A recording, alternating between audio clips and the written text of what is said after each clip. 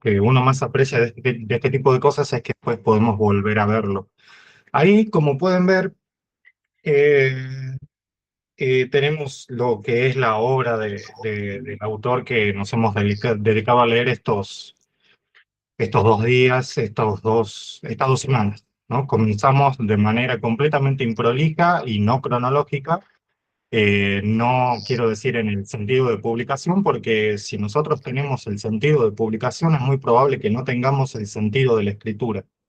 Cronológicamente, las publicaciones muchas veces no tienen nada que ver con el momento en que fueron escritas las obras en primer lugar.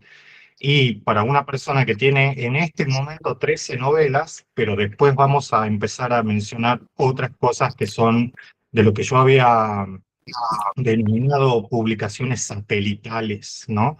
Que son como estos cuentos que aparecen en ciertas antologías, pero esas antologías, una vez que terminan, no se vuelven a publicar. O sea que el autor tendría que recuperar los cuentos que anduvo repartiendo en diversas antologías para conformar otro volumen.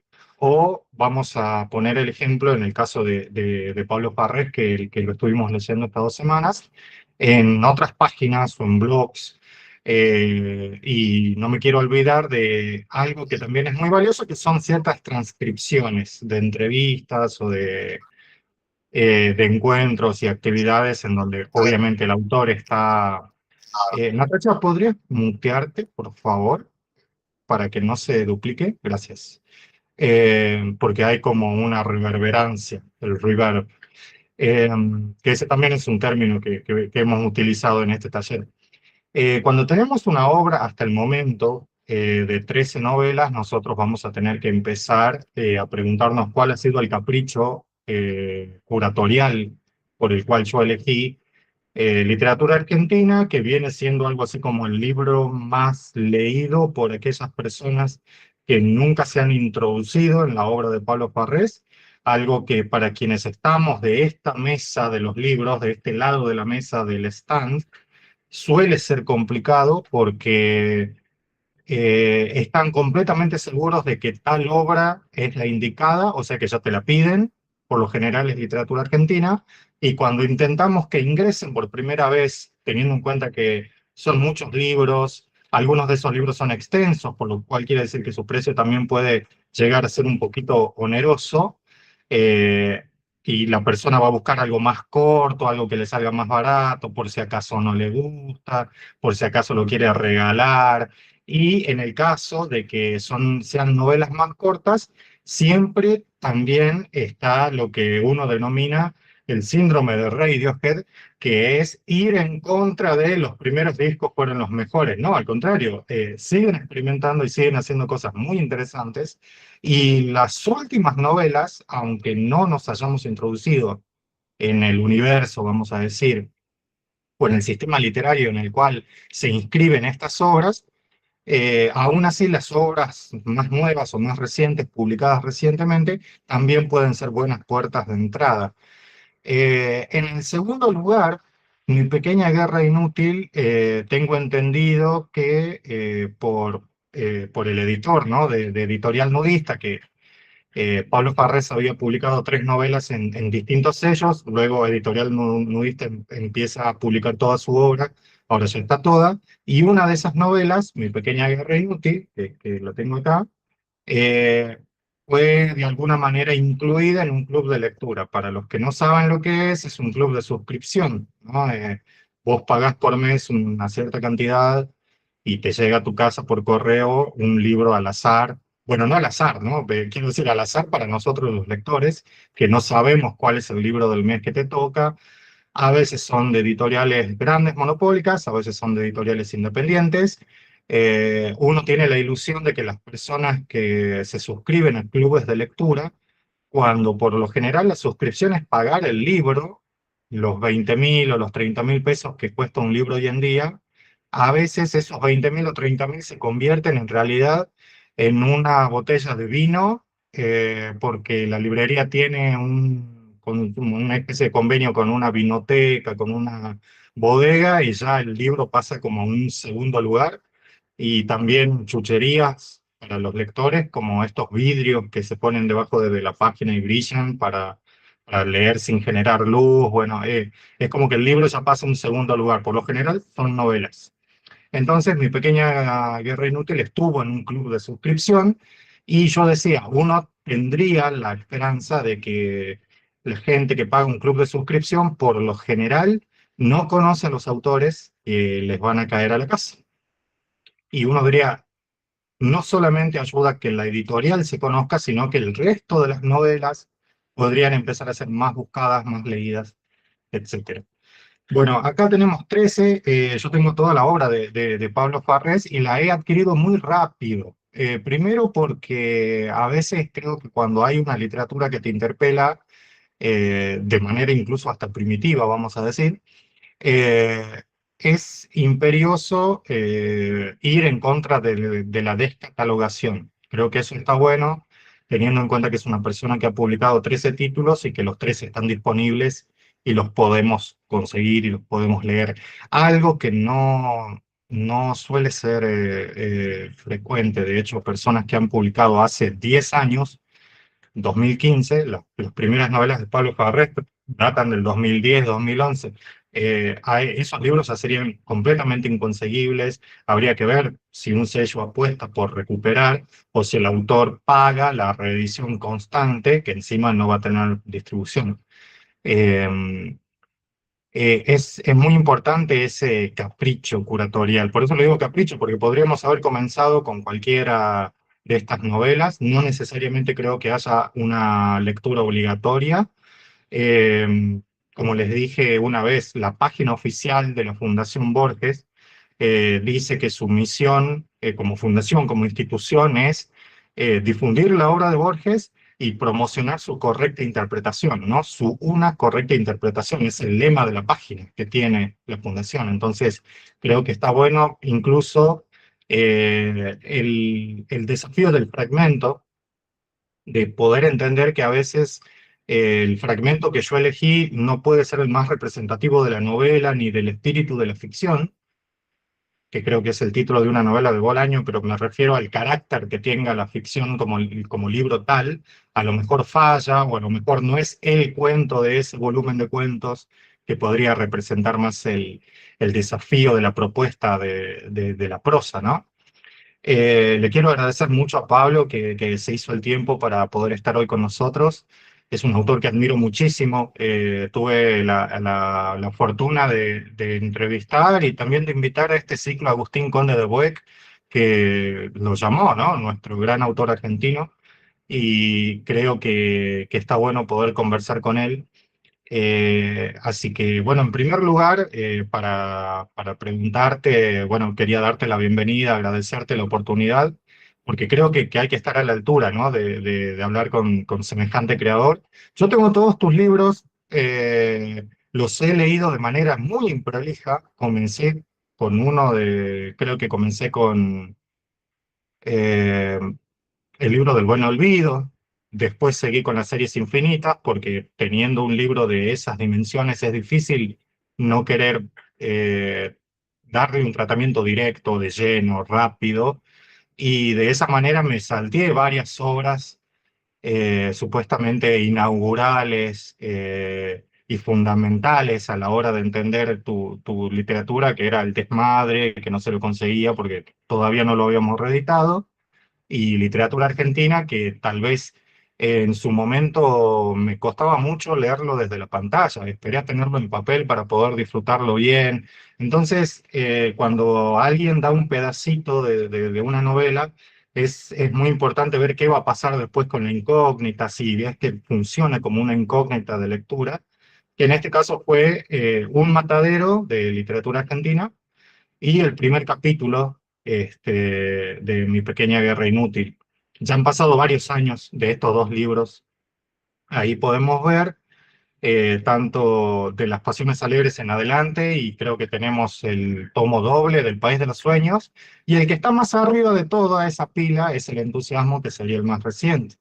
Después vamos a ver, yo les voy a pasar el link de otra pantalla que tengo acá para compartirles, que es una especie de novela corta que ha salido por capítulos, pero cada capítulo es un enlace. Entonces, también vamos a entender la extensión de ese relato. Bueno, Pablo, quería preguntarte antes que nada, ¿cómo ves, ¿no? esta idea de haber elegido para seguramente personas que están recién leyendo y conociéndote y conociendo tus libros, estas dos novelas que sigo creyendo que están entre las 150 páginas, es como experimentos de una época más ortodoxa, y al mismo tiempo a mí me ha tocado ver que son de las más llevadas, de las más, no sé si las más leídas, vamos a decir las más compradas, de Editorial Modista, pero no desde el punto de vista comercial, ¿no? Estoy hablando no de estadísticas de marketing, sino desde el punto de vista de cuáles son las primeras lecturas, ¿no? A la hora de acercarse a toda la propuesta de un autor. Bueno, hola, ¿qué tal? Mario, querido, ¿cómo estás? ¿Bien? Contentísimo. Bueno, antes que nada, saludar a toda la gente que está detrás de su cámara. No lo llego a ver, pero bueno, un saludo a todos y gracias por estar ahí. Eh, Estoy como re perdido de todo y no me acuerdo bien la pregunta, pues se me quedó la idea de saludar a todos por no faltar el respeto. Eh, Sí, Reitero. las dos novelas que citás, sí, digamos, con la distancia veo que hay no sé, una cuestión de concentración, ¿no? Eh, digamos, sí, una escritura como concentrada que a la vista de los siguientes libros se empieza como a desplegar, no solamente en cantidad de páginas, eh, sino en cierto desarrollo narrativo. Digamos, no es forzado que, qué sé yo, que las series infinitas tenga, no sé, 600 páginas más que literatura argentina. Tiene que ver también con no sé, me parece que con cierta lógica de la expansión, ¿no? De la necesidad de expandir eso que en algún punto, qué sé yo, en literatura argentina está concentrado. Y es loco esto porque asocio las palabras, ¿no? Porque literatura argentina juega un poco con la idea de campo de concentración. Y no es solamente un campo de concentración, sino una concentración de la escritura misma. Vos sabés que yo consumo, no consumo muchas redes sociales, no miro mucha televisión. Pensé que estábamos viviendo tiempos de paz. Me siento acá en mi casa y leo libros como si estuviéramos viviendo tiempos de paz. Y me di cuenta de lo bueno que era poder leer Mi Pequeña Guerra Inútil en un momento como este, para poder entender una idea que también, bueno, la aprendimos de Agustín sobre todo, que era entender el protagonista de una novela, el protagonista de una trama, de un argumento todo, que era en realidad el cerebro mismo, ¿no? Ese cerebro isla, eh, hacer foco en ese tipo de protagonista en un momento como este en el que tal vez yo estaba citando la vez pasada a Gombrowicz acerca de que dice que el poeta termina en la obligación de expresar el poema y ya no puede expresarse a sí mismo, de la misma manera que a veces la instrumentación de la palabra termina por expresar la idea, pero no la voz. Y la voz en literatura argentina aparece incluso con una V mayúscula, ¿no? Eh, ¿cómo crees que nosotros podríamos leer hoy en día ficciones bélicas o que tratan de alguna manera el belicismo, pero vamos a decir acotado a lo que nos toca ver desde la espectacularidad del evento, del sucedáneo contemporáneo?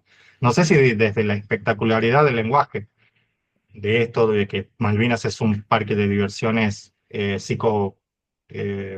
toxicológico, la idea de umbrales, me acuerdo que una vez, de portales, ¿no? De pasajes, eso pareciera que se va materializando a pesar de que es una novela del año 2017, ya casi cumple 10 años.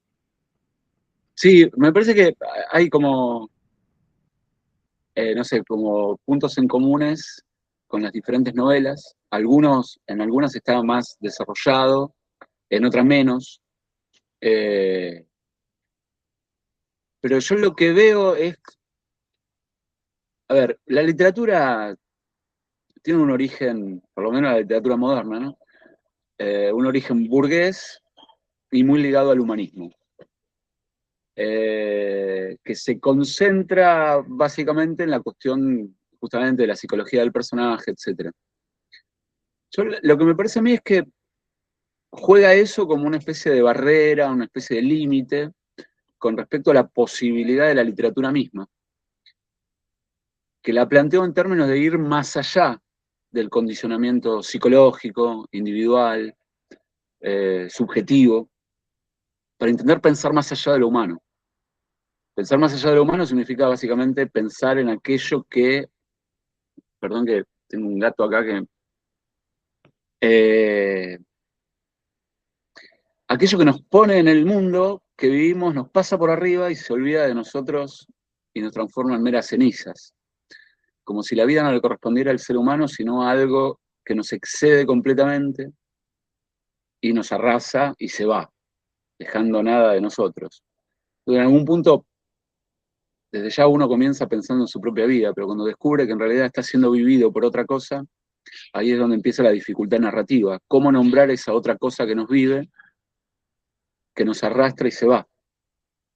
Eh, en Mi pequeña guerra inútil está eso, en relación justamente a que en realidad el personaje no es el,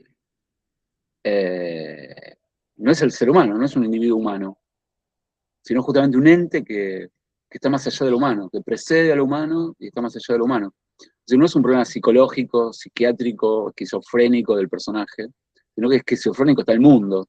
Y el personaje no puede actuar sino bajo los efectos de esa esquizofrenia, eh, que es la lógica misma de la vida, ¿no? La vida es esquizofrénica. Al personaje no le queda otra que seguir ese rumbo, no porque quiera o esté loco, sino porque el mundo, o en todo caso el espíritu del mundo está loco. Ahora, ¿cómo narrar ese espíritu del mundo loco, la locura de ese espíritu del mundo? Ahí está como la gran dificultad. Me parece que eso está en Mi pequeña guerra inútil, y después se exacerba un montón en las series infinitas, en El país de los sueños, sí, ni hablar en, en Las pasiones. Sí, me parece que hay un hilo conductor que es justamente, en literatura argentina también está, ¿no? Porque de fondo es, eh, ¿qué es aquello que nos habla antes de que nosotros tomemos la palabra? Hay un tercer libro que yo no mencioné, que me llama mucho la atención, que creo que es uno de los que más me gusta de estos 13 títulos, que es yo les voy a decir el tomo azul del País de los Sueños, que parece, al igual que el reglamento, parece una novela que pasa desapercibida dentro del grupo de los 13. Y hay una escena muy bélica aquí, ¿no? De un hombre que llega, desembarca en Buenos Aires el 16 de junio del 55 y lo primero que se encuentra es no solamente bombardeos, porque presencia los bombardeos, llega al bombardeo, pero con lo primero que se da es con la violencia del lenguaje. Habíamos hablado del insulto, ¿no? Del insulto argentino como el lenguaje argentino. Habíamos hablado la semana pasada sobre literatura argentina en esta cuestión de la incógnita perruna o canina, vamos a decirle, este rebobinado antropológico, como dice el protagonista del puto amo de todo esto, que a mí me sorprendía una lectura en que sí hemos coincidido bastante, que estábamos charlando aquí sobre una cuestión de si el grado de violencia necesaria y el grado de crueldad conceptual a la hora de responder esta pregunta, ¿no? ¿Cómo escribir esa esquizofrenia original o primigenia? Y yo recuerdo un videíto que me pasaron por ahí unos amigos, en donde había un encuentro en Córdoba, en el cual entre varios escritores hacen una pregunta acerca de cómo narrar la violencia, y vos citaste el caso de este francés que durante muchísimos años había sedado a su esposa para poder filmarla mientras la vendía con otras personas, por lo general sus amigos, y señalaste la idea de que eso no podría inventarse, ya el mundo es lo suficientemente cruel y parece que está naturalizado, pero parece que en las páginas impresas llama mucho más la atención. Ese caso también es como eh, muy zafado de la realidad. Mira, yo tengo una sensación, eh, que hay como dos modos de encarar el horror. Uno es cierta literatura que pretende llegar al horror. Y me parece que ahí se transforma el horror en un efecto estético, en un efecto, digamos, que responde a una técnica narrativa, a cierta plataforma estandarizada de cómo se debe escribir, con una introducción, con un misterio a resolver, para que después aparezca el horror. A mí la literatura que me gusta es la que no llega al horror, sino la literatura que sale del horror, nace del horror. El horror mismo origina la literatura. Y es una literatura que no es que busca el horror, porque justamente sale del horror. Se hace la literatura para poder salir del horror. En todo caso, lo que importa es justamente no el horror, sino qué posibilidades tenemos de salir de ese horror. Me parece que hay dos modos de encarar la literatura en relación al horror muy diferentes. Uno transforma la literatura en un artefacto manipulable, repetido, y otro es en búsqueda desesperada de, che, a ver, ¿cómo hago para seguir vivo frente a esto? Insisto, la condición de posibilidad de la literatura es el horror.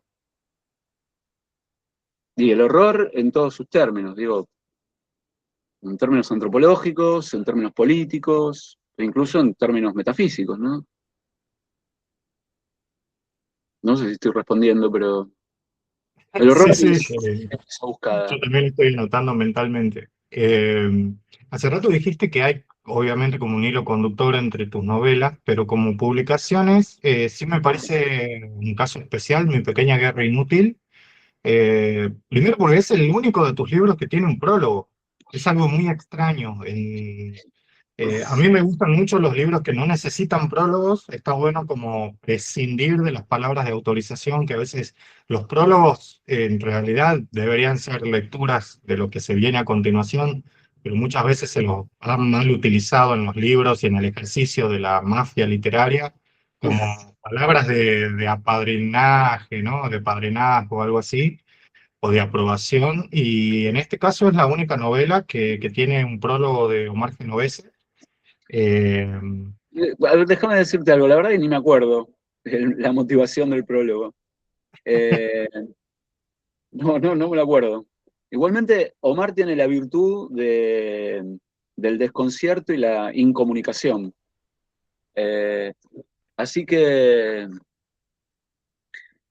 eh, no creo que sea un prólogo para explicar algo, sino más bien para enturbiarlo del mejor modo posible.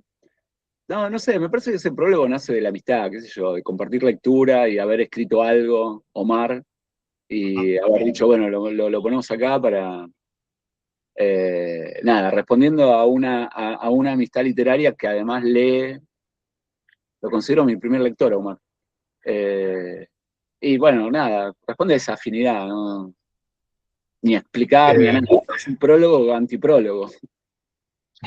para quienes no conozcan al autor, Omar Genovese es periodista, reseñador, crítico literario, y ha reeditado el Nudista también una novela muy interesante que se llama Norep, que es esta, que también es una novela un tanto anacrónica a su tiempo y que ha sido publicada de manera, vamos a decir, con un cierto desfasaje Contarte una temporal. cosa, Mario. Eh, ¿Cómo? Déjame contarte una cosita. Sí. Eh, pues siempre viene bien. Entonces,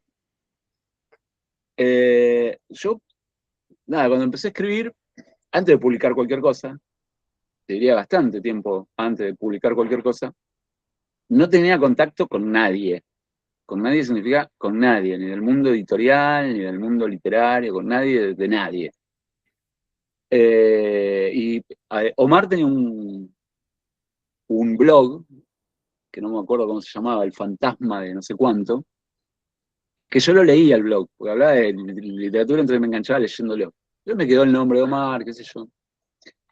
Y yo, don nadie completo, yo no había publicado nada, le mando por mail un Word de unas, no miento, pero deben ser 600, 700 páginas, que se llama La Matanza. Nada, digo, lo pienso ahora y pienso en la situación media alocada, ¿no? No conoces a la Sí, sí, persona que te manda no, una... no se me ocurre, digamos, otra manera de erigir un mito fundacional No, pero yo quiero recalcar la figura de Omar, porque subrayar la figura de Omar, porque me parece que habla, no sé, cada uno interpretará de qué habla la situación, pero la situación es que yo no conocía a Omar, no había intercambiado ni siquiera comentarios en el blog, es decir, no tenía no sabía ni mi nombre, ¿no? Nada. Y es extraño, le mando una novela de 600, 700 páginas por mail, y el tipo, no sé, pasan meses, un año, me devuelve el mail porque había leído la novela. Me pareció un gesto más alocado, el de sí, Omar, que el mío. Eh, Todos mandamos cosas a alguien para que nos lea. El, el problema es que ese alguien efectivamente lo lea, eh, que debe ser un porcentaje muy mínimo de la población mundial. Bueno, en este caso tuve la suerte de Omar lo leyó y me hizo toda una devolución y eso fue muy importante para mí, porque no tenía punto de contacto con nadie y así medio alocadamente recibí esa devolución y nada, fue como decir, bueno, no estás solo y no estás loco, eso es un montón. en la laberíntica de la industria editorial me parece muy importante poder encontrar estos sujetos extraños con tanta generosidad. Quiero mencionar dos cosas sobre lo que recién dijiste. Uno, que yo había escuchado, este va a ser un día en que lo voy a mencionar mucho a Agustín Conde de Boeck, porque obviamente a quién más le vamos a robar ideas. Él dijo que obviamente toda esta obra de Pablo Farrés que nosotros estamos viendo ahí en 13 libros distintos, sería una sola obra que se titula La Matanza, ¿no? Y no sería una obra, tal vez sería una idea o el boceto de la planificación de una obra, que creo que hay un video muy interesante de Mario Bellatín hablando con vos en una biblioteca ahí en La Matanza de verdad quiero decir el partido de La Matanza, en Virrey del Pino. Y lo segundo es que en este taller hay muchas personas que justamente a veces son más lectores, no participan tanto o no aportan tanto, pero yo sé que son grandes lectores. Y sí hay otras personas que evidentemente su primera motivación era enviar un texto para trabajar, que lo estamos haciendo por privado y con devoluciones y señalamientos y también lecturas alternativas. La idea de poder contar con personas con cierta lucidez que puedan aceptar sugerencias, cambios o tal vez incluso referencias que las lecturas nos dan, me hace pensar, bueno, obviamente en todas las veces que cuando uno se enfrenta a esta cantidad de libros publicados que están acá, ¿no? En la pantalla, muchas veces me tocó escuchar gente que dice, ay, ¿cómo escribe Pablo Farrés? Como diciendo, miren cuántos libros tienen de este autor como editores, ¿no? Como parte editorial nudista me tocó escucharlo desde la sorpresa de, no de que sea demasiado, pero ay, mira qué cantidad, ¿no? Como si fuera cantidad igual a calidad. Y yo decía, bueno, se sorprenderán porque son muchos títulos, pero parece que la persona no puede dimensionar en un primer momento que si hay tantos títulos publicados es justamente porque esa persona ya venía escribiendo antes. O Mm. sea, no, entonces quería preguntarte para vos cómo es experimentar y convivir con estos libros ya publicados y con aquellos momentos en que seguramente estabas redactando, quiero decir, físicamente escribiendo. Eh, sí, a ver, la cuestión de que se valorice que 13 libros es mucho, me parece un síntoma de época, ¿viste? Sí. Eh, porque, a ver, si uno, cada vez como que vamos afinando más la producción de la gente que escribe, porque, eh, digo, pienso, no sé, desde la Iseca para atrás, eh, 13 libros, nada, completamente nada.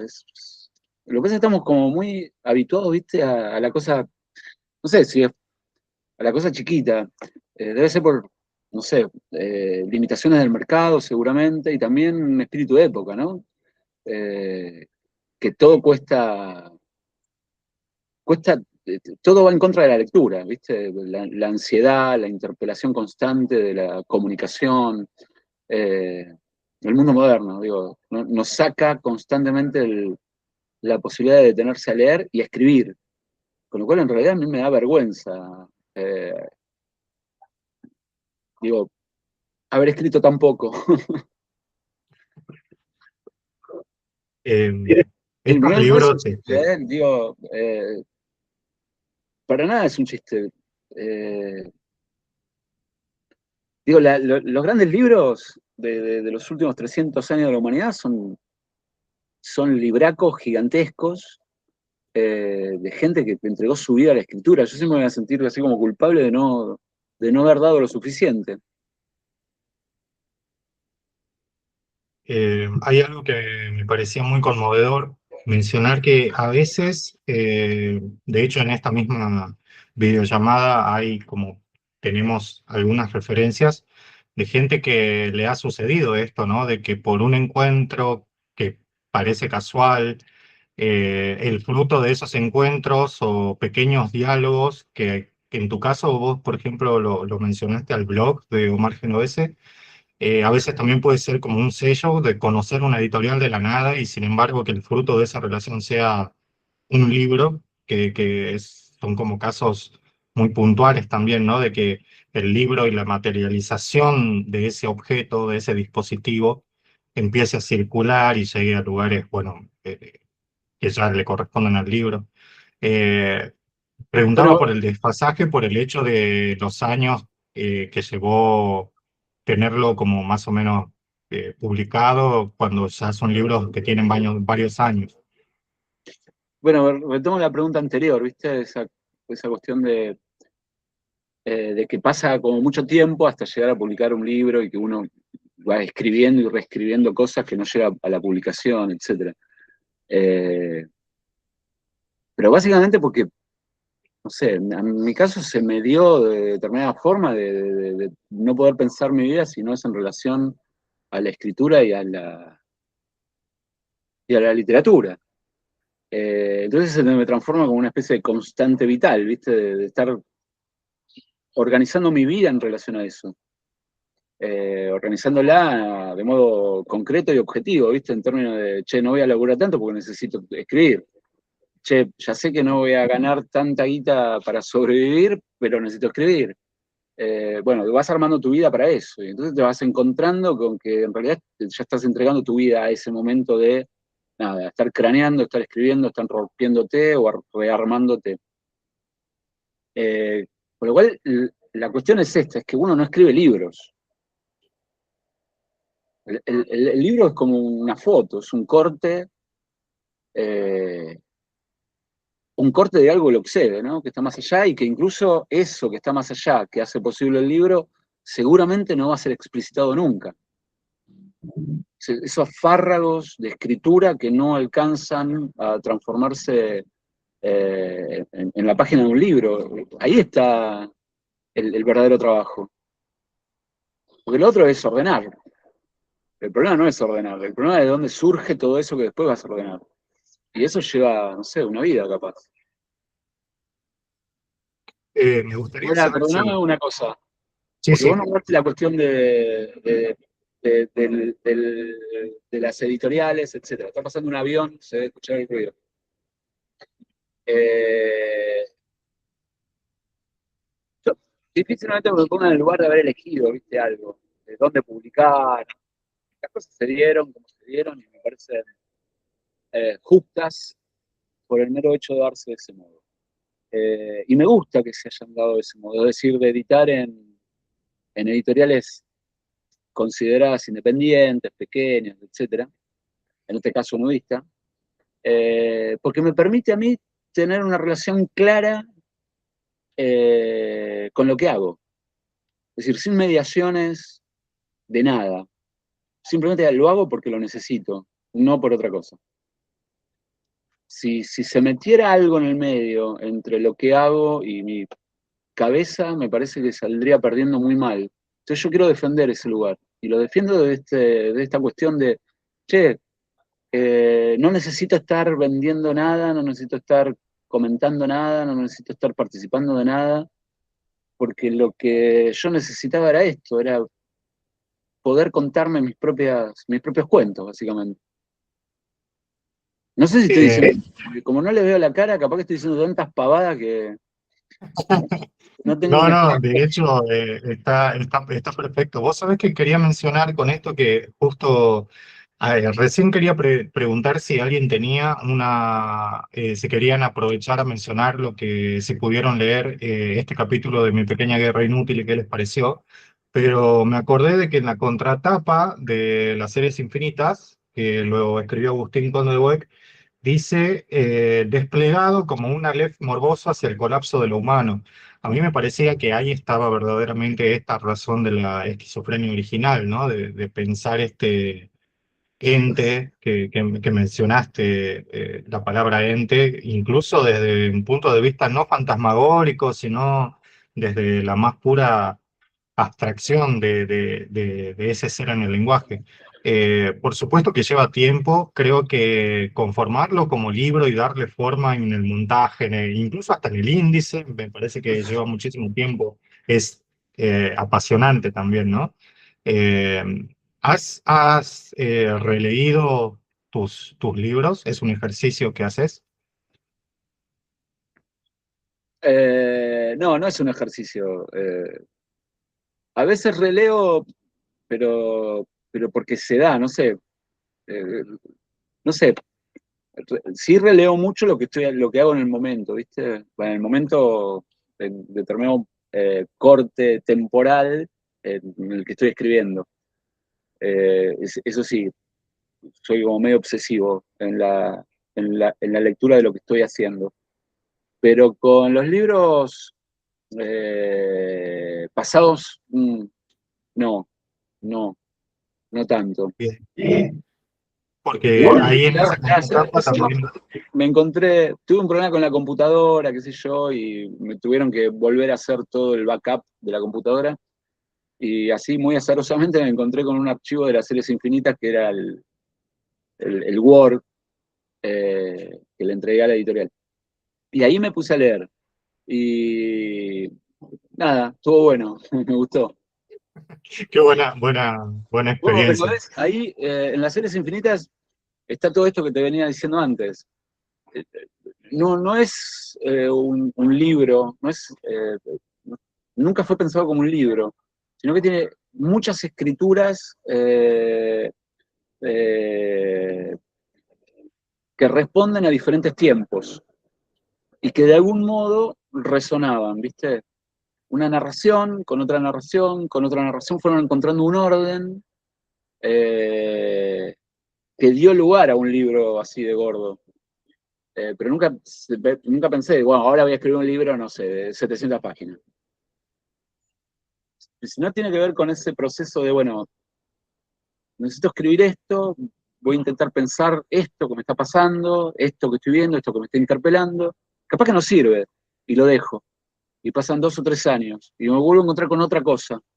Y esa otra cosa me dispara a eso que pensé que había olvidado hace 2 o 3 años, y resuena. Hay una vibración entre un texto presente y un texto olvidado que de algún modo ilumina eso que había olvidado. Entonces se va armando la serie. Incluso el título, que se llama Las series infinitas, eh, se relaciona con esta idea, ¿no? De que en realidad la escritura responde a una serie infinita. Uy, Eh, los me veo un poco parecía que, desesperados ahora me en parecía que la había pantalla.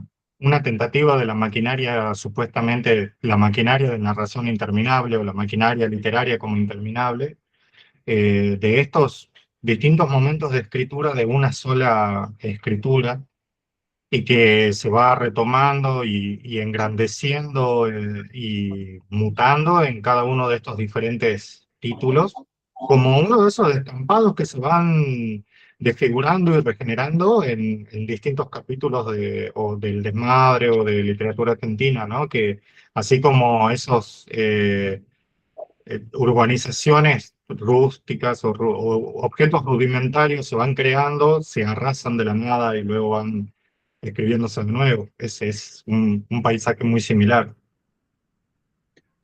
Sí, sí. Nada, me haces acordar a Pinzón, porque Pinzón es el más grande escritor de ciudades y de paisajes, hasta tal punto de que en algún momento de las novelas de Pinzón ya no hay personajes. El personaje es la ciudad, o el personaje es el paisaje. Eh, no soy Pinzón, no soy tan eh, vidente como lo es Pinzón. Eh, pero hay como una especie de foto mental que tengo, ¿no? Claro. Ligada al paisaje que me rodea. Eh, siempre digo lo mismo, ¿no? Que se me hace muy difícil escribir sobre La Matanza, que es el lugar donde yo vivo, pero de algún modo escribo desde La Matanza. Entonces es un intento constante de que ese paisaje se me transforme en narración. Eh, hay algo ahí de La Matanza que se me vuelve innombrable. Y eso innombrable, vuelve todo el tiempo, justamente por su condición de innombrable. Eh, no lo logro, no lo voy a lograr nunca, porque para eso está La Matanza, ¿no? Eh, vuelve, vuelve inútil el intento de nombrarlo. Pero eso mismo es lo que me empuja a escribir también, comprender el lugar donde vivo. Me gustaría saber si hay alguien de acá de este sábado 14 que quisiera comentar algo acerca de estos dos fragmentos que leímos de Pablo Parrés, que obviamente es, vamos a decir, como una selección también azarosa, como toda lista o como todo top, que siempre son injustos, parciales e insuficientes, pero por lo menos para poder entender las premisas que estaban más o menos presentes en esas dos novelas. Eh, no sé si alguien quisiera compartir su lectura, si tuvieron tiempo para leer. En este momento era Mi Pequeña Guerra y la vez pasada, cuando comenzamos, literatura argentina. Sin embargo, obviamente vamos a mencionar que cuando este taller era presencial, acá en Tartagal, hubo, y también otro experimento que lo hicimos de manera virtual, creo que también para una época parecida al año pasado, la sección de las series infinitas que cuenta específicamente estos hermanos gemelos africanos que uno de los dos es albino y es vendido a gente que se dedica a la hechicería, ¿no? Y ciertos simbolismos del macumbismo mágico, ¿no? De una manera de poder entender el cuerpo de ese doble, incluso muy terrorífico, pero muy hermoso al mismo tiempo, un paisaje que también se deshace. No sé, creo que ahí alguien había levantado la mano, y si no, me avisan si quieren comentar alguna cosa. Clara,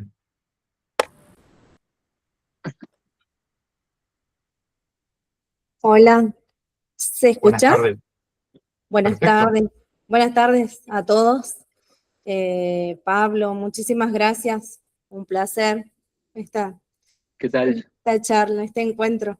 Sí, yo, bueno, pude leer ambos fragmentos. Obviamente lo primero que tengo para decir es que quiero leer las dos novelas y también las otras que, sí. Bueno, y me quedó, de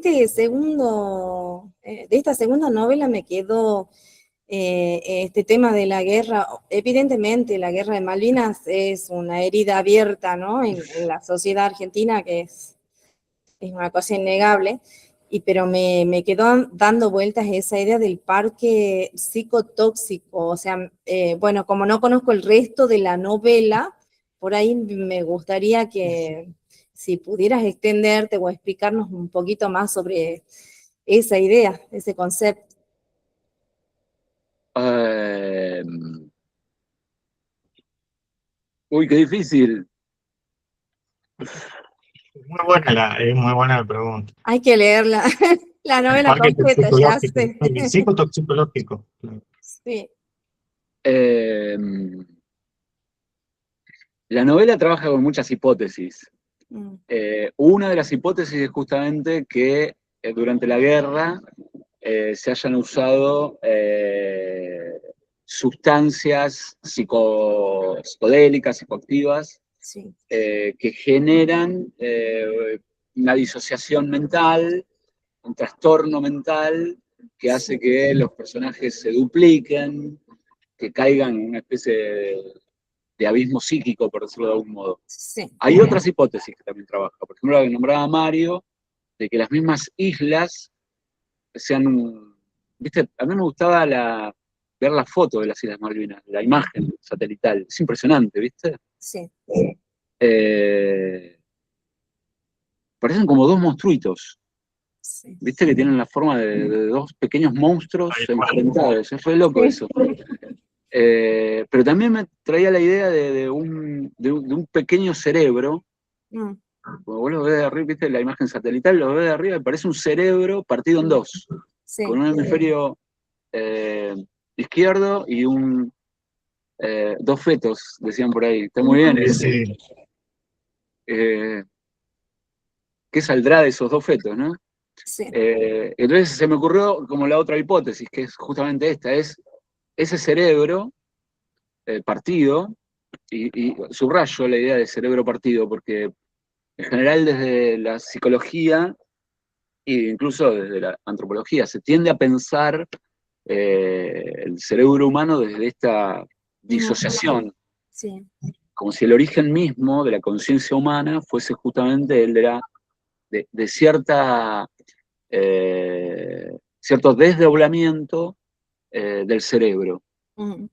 Digamos, el siglo XX lo llama consciente inconsciente, ¿no? Pero que responde a una antropogénesis. Es decir, ¿cómo surge la posibilidad de la conciencia? Necesariamente la conciencia tiene que ser una separación con respecto a la vida mental, en el sentido de que la conciencia, en principio, es el registro de esa vida mental. Ahora, si vos tenés la vida mental y el registro de la vida mental es porque hay dos mentes que produce, una que produce imágenes, que produce discursos y otra que toma registro de eso. Esa disociación ya es terrible, Sí. porque nunca somos uno, siempre somos dos. Es una tragedia para el ser humano, o en todo caso, la condición de posibilidad de lo que somos. Entonces, tomado de esa forma, ese cerebro, que son las islas, son los que proyectan, ese cerebro que proyecta de modo fantasmático, es decir, a través de su propia producción mental, aquello que consideramos seres humanos, que no son más que fantasmas oníricos de este cerebro completamente disociado y alocado que son las Islas Malvinas. Hay otros, hay otros, hay otras hipótesis, pero se hace como medio largo. En algún momento esas islas cobran vida, bueno. Genial, muchas gracias. Tengo que espolear.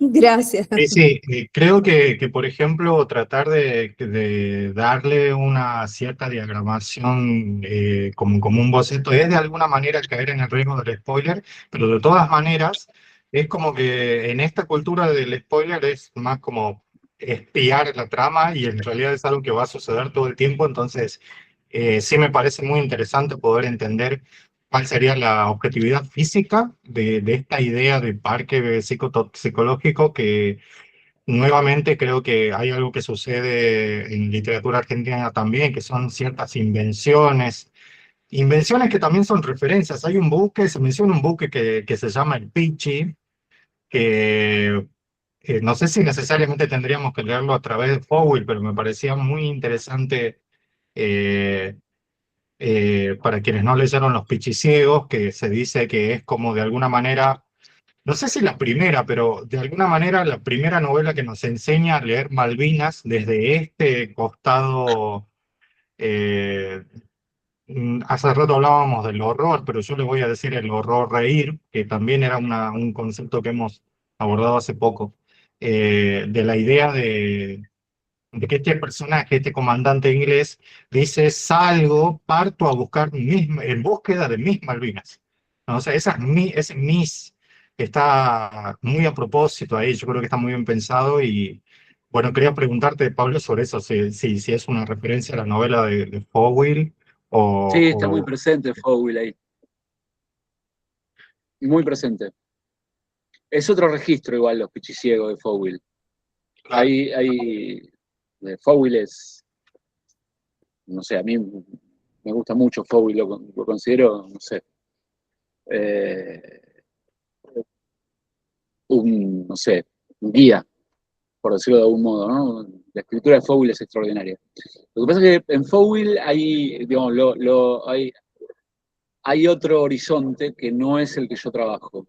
En Fowell hay un horizonte sociológico, que yo no lo trabajo tanto, que sí me interesa mucho, pero no es donde pongo el acento. Lo que sí hay en Fowell es la invitación a pensar más allá de las interpretaciones estandarizadas de lo bueno o lo malo, lo blanco o lo negro, eh, sino de pensar desde el trauma. Es decir, pensar desde el trauma en términos de pensar desde la incerteza, ¿viste? Más allá de las identidades fijadas, entre otras la del nacionalismo. Quisiera, Pablo, contarte una pequeña anécdota que es muy divertida y también muy trágica de acá del pueblo donde yo vivo, de Tartagal. Le voy a pedir también a Karina si es que puede participar. Vos sabés que hay un niño aquí en Tartagal que tenía que hacer una tarea para el Día de Malvinas, que es en abril, y como suele suceder, hay un grupo de excombatientes que visitan escuelas primarias, ¿no? Se hace eso, que vayan a los establecimientos educativos para hablar de historia, para hablar de memoria, ¿no? Y reconstruir ciertos datos históricos de acuerdo a un didactismo escolar. Pero el pibe había quedado tan encantado que decidió entrevistarlos, los transcribió y quería publicar un libro con eso. Uy, qué Entonces groso. me habló para que yo se lo corrigiera, porque decía que quería publicarlo como papel, como un homenaje. Y yo mientras iba leyendo decía: esto de verdad es tu tarea. En vez de hacer la tarea, hizo un libro, me parece muy interesante. Pero, claro, yo le pregunté si se había interesado alguna vez en inquirir acerca de cómo ellos habían vivido después. Y me dijo: no, porque mi madre me pidió que yo no les pregunte cosas sobre su vida psicológica o sobre sus traumas, sus sueños y pesadillas que yo quería saber. Y yo digo: claro, esa era la parte más interesante. Y él me decía: sí, sí, yo quería preguntar eso, ¿no? Claro. Y al final parece como una tarea de 10, pero a veces no sé si hay tantos dispositivos textuales o narrativos que nos ayuden a repensar Malvinas. Creo que hay novelas, hay pocas, cuentos separados, creo que hay muchos, pero no sé si vos tendrías algo para mencionar o recomendar, además de Los Pichiciegos. Sí, no soy muy bueno para estas cosas, recuerdo algunos, Los Pichiciegos desde ya. Los Pichiciegos además fue escrito durante la guerra, que le da una connotación súper especial. Pero es súper interesante esto, porque, a ver, lo que hace Fowell ahí es justamente desacomodar toda interpretación victimista, porque digamos, los piticeos de fondo son antihéroes. No cuenta Fowell al héroe, al soldado héroe de Malvinas, sino más bien al traidor, aquellos que de algún modo se escondieron durante la guerra y traficaban con los ingleses para pasar un buen rato en ese infierno que vivían. Y además lo que está haciendo Fowell ahí es poniendo la cuestión económica como trasfondo de la guerra. Como que la cuestión de los intercambios entre los pichis y los pichis son los soldados que digamos, se esconden de la guerra y salen para comerciar con los ingleses para pasarse cosas. Y así sobreviven en la isla. Entonces el trasfondo económico lo pone como en primer plano Fowell. Entonces te quita toda la heroicidad, toda la epicidad de la guerra para contarte, che, de fondo acá lo que había era una cuestión económica. A ver, ¿cómo es que se plantea la cuestión de la economía durante una guerra? Pero no quiero esquivar tu pregunta. La construcción de Godoy, es un libro sobre Malvinas que es extraordinario. Otro que me parece buenísimo, que también es así como muy visible, Las Islas de Gamerro. Sí, ese es buenísimo. Eso es buenísimo. Además es un librazo, digo. Y creo que hasta ahí llego, no soy muy lector de novelas sobre Malvinas. He visto una biblioteca de una persona que le ha dedicado su tesis doctoral en letras a dispositivos narrativos sobre Malvinas. Es un gran cronista de Tucumán y su biblioteca personal tenía toda una barra llena de Wow. los rabinos de Malvinas, Malvinas, la guerra secreta, de todos los títulos enciclopédicos, libros de texto escolares, pero también novelas y tratados, Claro. Yo te digo no sé, dos protocolos de escritura para ese libro. O que en ese momento me encontraba yo leyendo y trabajando con estos libros que te voy a decir, y que de algún modo dieron lugar a mi pequeña guerra inútil. Uno se hace evidente durante la lectura, es Solaris de Lem, de Stanislav Lem. Donde Lem había pensado un planeta, ya no unas islas, sino un planeta extraterrestre, sí. no sé ubicado en qué galaxia, pero era un planeta que era un cerebro. Es decir, un planeta, digamos, conformado de agua que creaba formas. Creaba formas e imponía determinados estados de ánimos a aquellos astronautas que se acercaban al núcleo del planeta. Extraordinario. Porque ese planeta era como la mente de Dios, que cuando piensa no representa, sino que crea. Un cerebro que, digamos, yo pienso, no sé, en el mar, no es que traigo el mar, pero la mente de Dios, al pensar el mar, hace el mar. Bueno, así funciona ese planeta.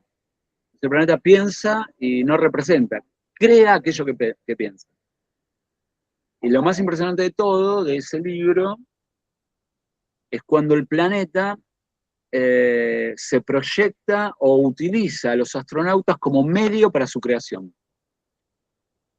Entonces lo que hace es aquellas imágenes o deseos inconscientes de los astronautas los manifiesta en la realidad.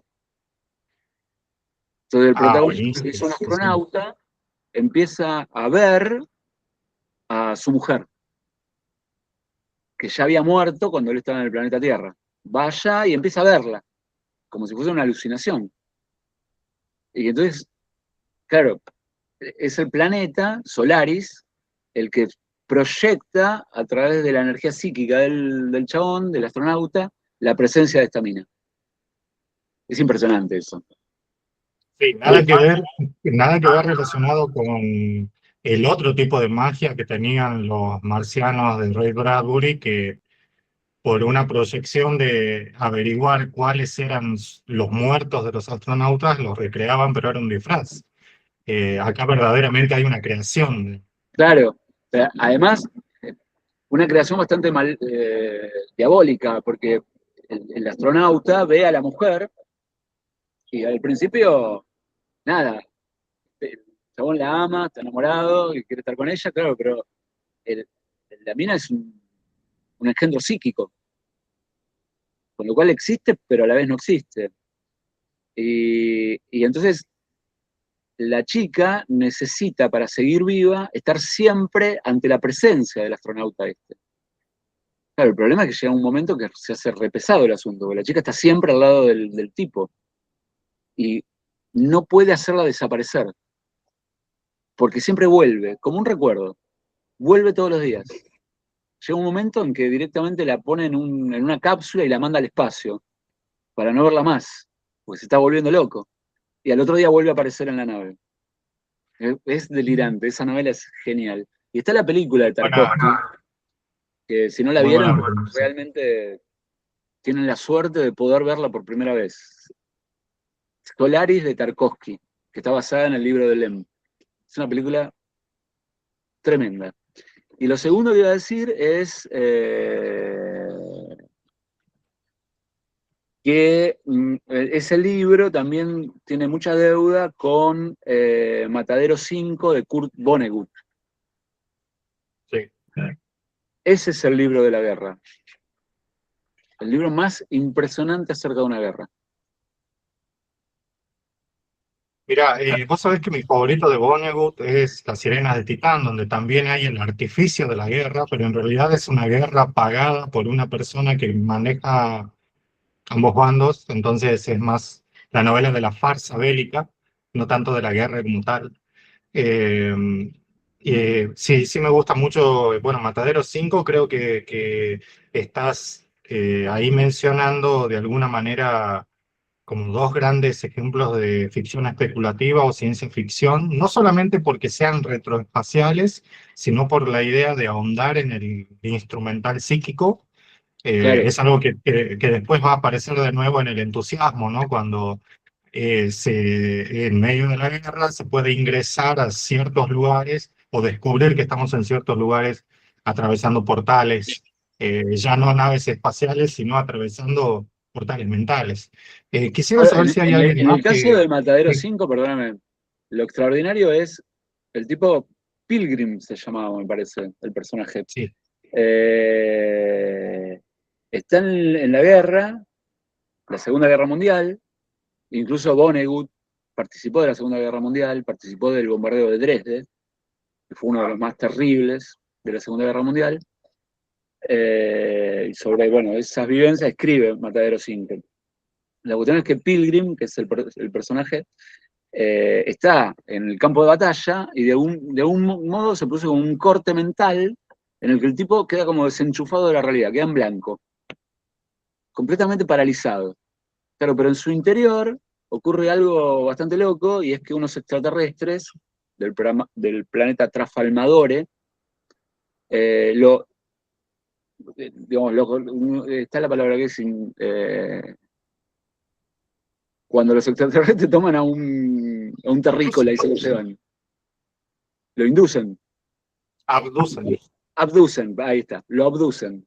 Los extraterrestres lo abducen y se lo llevan a vivir a Trafalmador. Lo ponen en una jaula con una prostituta, creo, una estrella de cine porno, una cosa así era, en esa jaula. Y lo tienen como si fuese un mono en el zoológico. Van los personajes extraterrestres a visitarlo, a ver cómo es que este terrícola actúa. Y lo loco es que estos extraterrestres tienen como una cosmovisión completamente diferente a la nuestra, como una especie de clon de Sí. Borgiano, pero en transformador, donde no existe el tiempo. Ellos viven en un tiempo infinito, donde todo el tiempo está en el instante. Claro, lo que pasa es que ese tiempo de la abducción dura 5 segundos. 5 segundos que en Trafalmador implican años.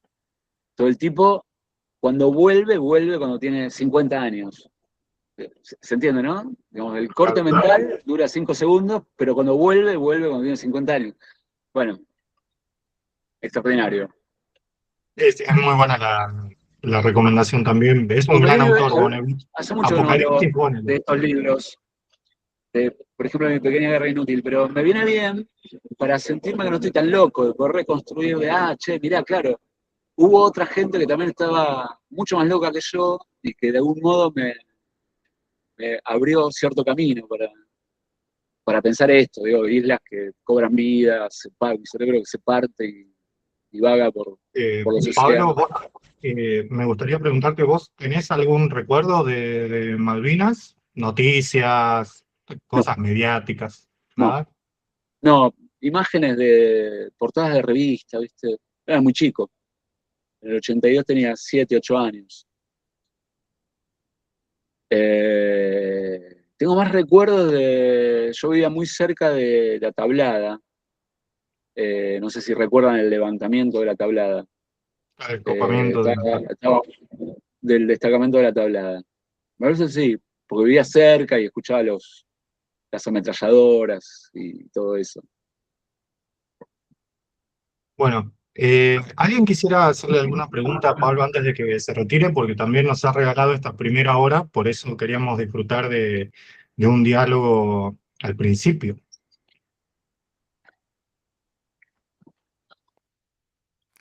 Bueno, Natacha. hola, por acá Natacha. Yo no sé si preguntas, porque creo que muchas ya las fue respondiendo recién, pero bueno, como decía Mario, hemos tenido una lectura acotada solamente de 14 páginas, pero bueno, un poco lo que he podido percibir de esas poquitas páginas, a mí me ha parecido sobre todo interesantísimo cómo a partir del vínculo que tiene el tipo con la mujer, con el chofer, con las personas con las cuales se acuestan, por lo menos en mi caso ha sido terreno fértil para hacerme pensar muchas cosas, desde la colonialidad, desde la construcción de poder, desde los fenotipos ilegítimos en el discurso social, y por otro lado también el género, ¿no? Aparece esa mujer, su mujer de la buena narradora de este tipo, que por momentos está arriba y por momentos está por el suelo. Eso también me parece interesante. Y también el recurso de que todo tiene una carga muy onírica o surreal, no sé cuál sería la palabra, que no te deja como hacer pie en la lectura, y bueno, y esto de los sueños trae como el loop, el imaginario de Malvinas, que creo que termina como haciendo que todo sea muy interesante. Bueno, y un poco que ya lo habías comentado recién, pienso que debe ser muy difícil, o no, no sé, esta quizás es la pregunta, escribir sobre un tema que es reconocible como Malvinas, aunque como decían recién, no sé si se escribió tanto, por lo menos lo que yo tengo o lo que más me queda, y creo que es lo único que he leído en realidad, creo, de textos literarios, de Los Pichiciegos de Fowell, que bueno, a mí me gusta toda la obra de él también. La pregunta va por, ¿te ha sido difícil escribir sobre algo reconocible como es Malvinas? ¿Ha sido un obstáculo o ha sido algo a favor? No sé, va por ahí la pregunta.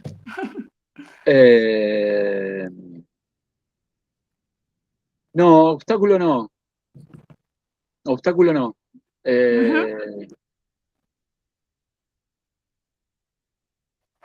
A mí me interesa mucho trabajar con referentes concretos, ¿viste?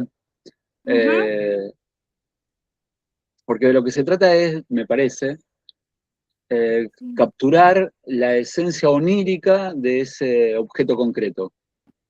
La lógica onírica, cuando uno piensa en Argentina, está pensando justamente en un objeto onírico, algo que es y que no es, y que cuesta identificar qué es eso que llamamos Argentina. Bueno, lo mismo pasa con Malvinas, ¿no? Lo voy a decir más fácil. Creo que aquello que nos constituye tiene un componente más imaginario que real.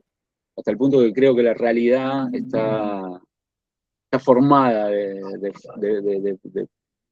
está constituida por fantasmas, por engendros inconscientes, oníricos, que por mero facilismo llamamos realidad.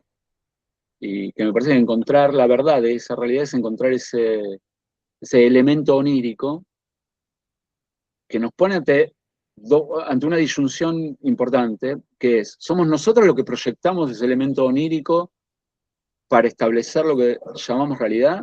¿O ya la realidad es un campo onírico que de algún modo se proyecta en nosotros, arma como una especie de pliegue subjetivo a partir del cual vivimos la realidad como si fuésemos nosotros lo que estamos viviendo esa realidad, cuando es la realidad la que nos vive. Es una especie de trabalengua, pero espero que haber sido un poco claro, por lo menos.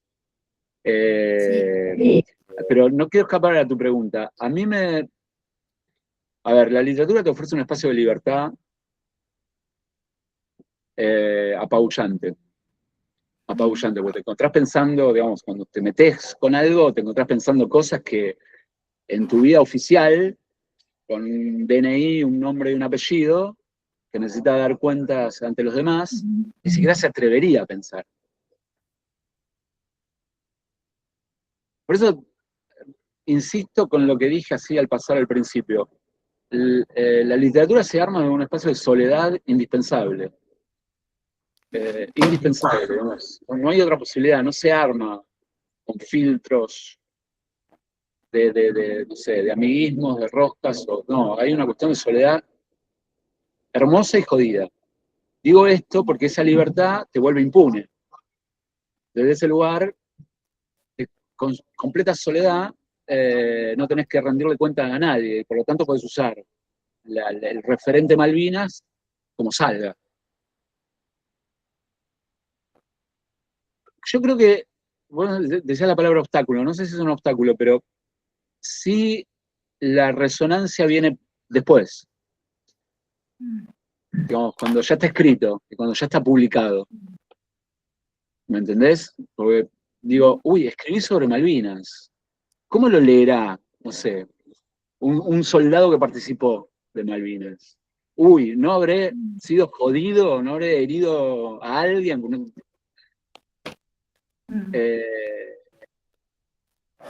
Pero eso es una lógica que ya no responde a la literatura. Es una lógica que ya responde a la necesidad que tengo yo de seguir compartiendo símbolos comunes con los demás para estar dentro de una comunidad. Para sobrevivir de algún modo con el disfraz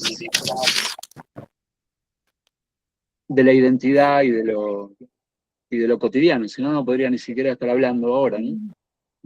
Así que yo también necesito avergonzarme de mí mismo y avergonzarme de lo escrito. Es un buen modo de sobrevivir a la literatura. Pues cuidado con eso, la literatura es muy hermosa, pero te mata. Creo que Karina había levantado la mano.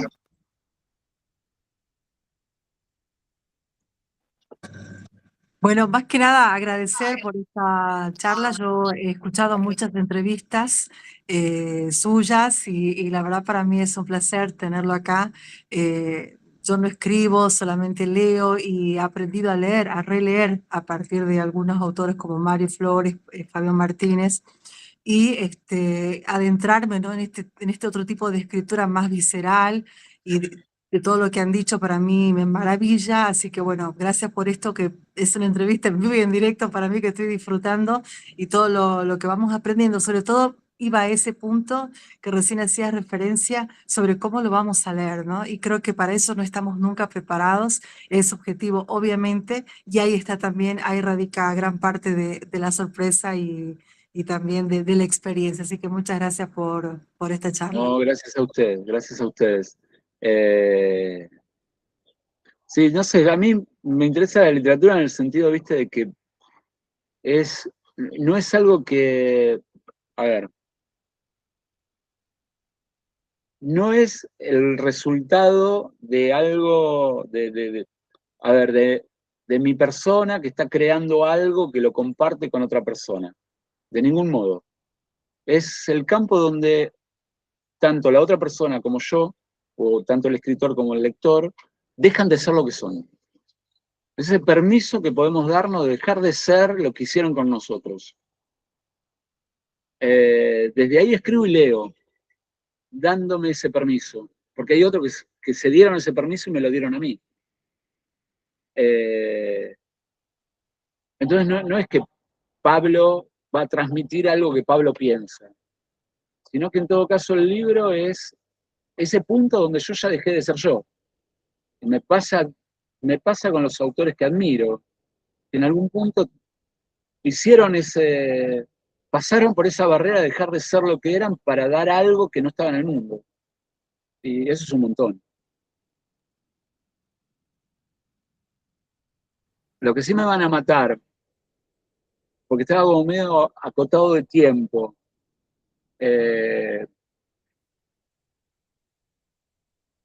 Tengo un lavarropa que está sonando acá que me está matando.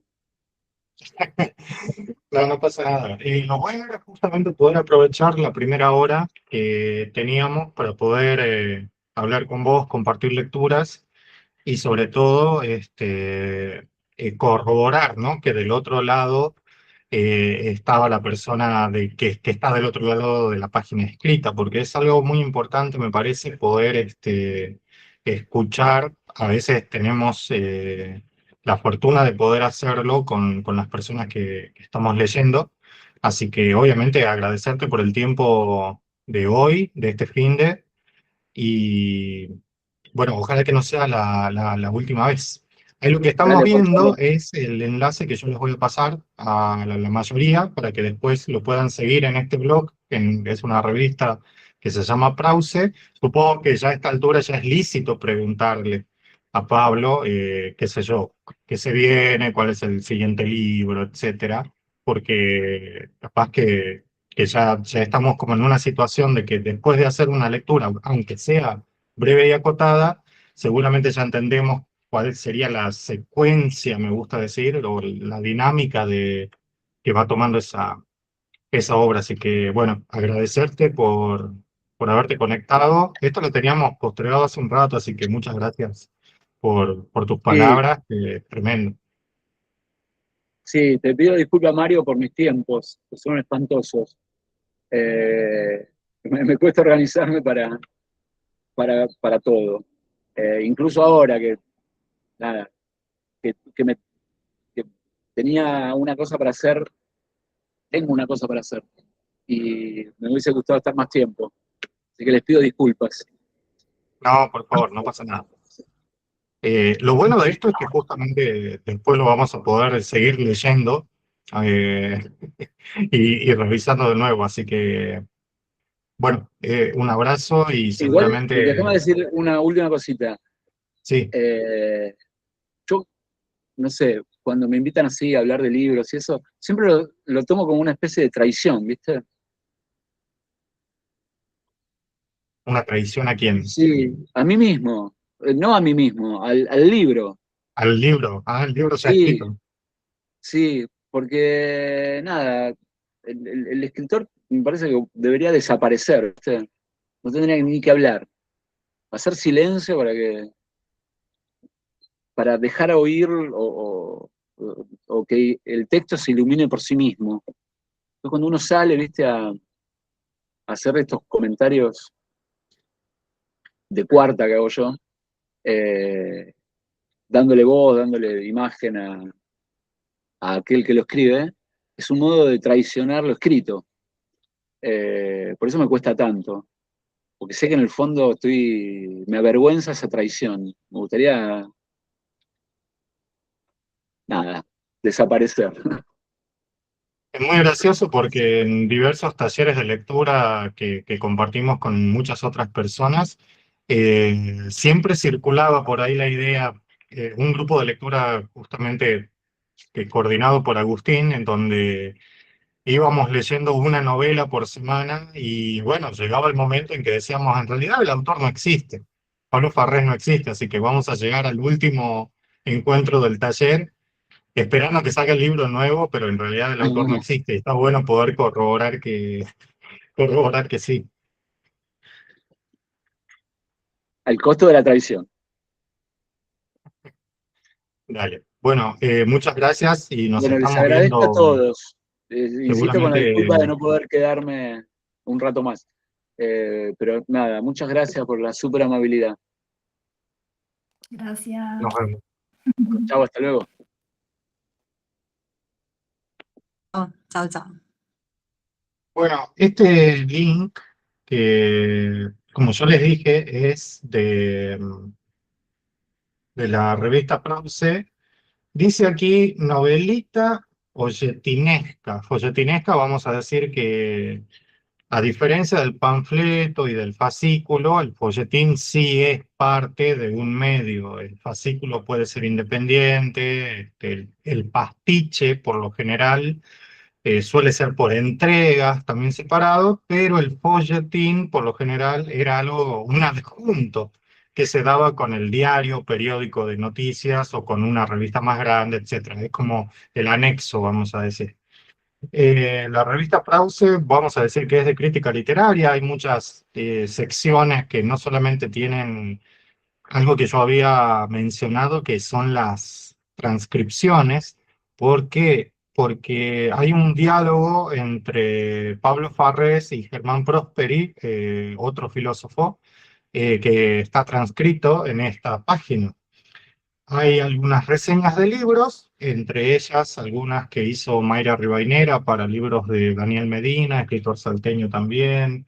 Hay entrevistas y la parte que es obviamente la más interesante, por lo menos para mí, que es la parte de ficciones, porque son todas ficciones inéditas.